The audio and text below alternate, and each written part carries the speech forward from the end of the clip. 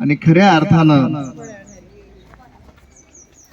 ज्यांच्यावर ज्या गुरुजीवर मुलांनी प्रेम केलं असे भाग्यवान गुरुजी, ज्यांचं नाव काय आहे? काय आहे? ज्यांचं नाव युवराज माने सर आहे. जणू काही हे नाव मला गुरुजी माझ्या परिचित असं मला वाटत होतं. कुठंतरी नाव मी वाचलंय, कुठंतरी ऐकलंय. ते नाव मी वाचलं होतं एका पुस्तकावर. त्या पुस्तकाचं नाव होतं ज्ञान रचनावाद. आज खऱ्या अर्थानं ज्ञान रचनावाद काय असतो, खर तर पुस्तक मी थोडस वाचलं आणि म्हणले महाराष्ट्र शासन काही पण काढतं,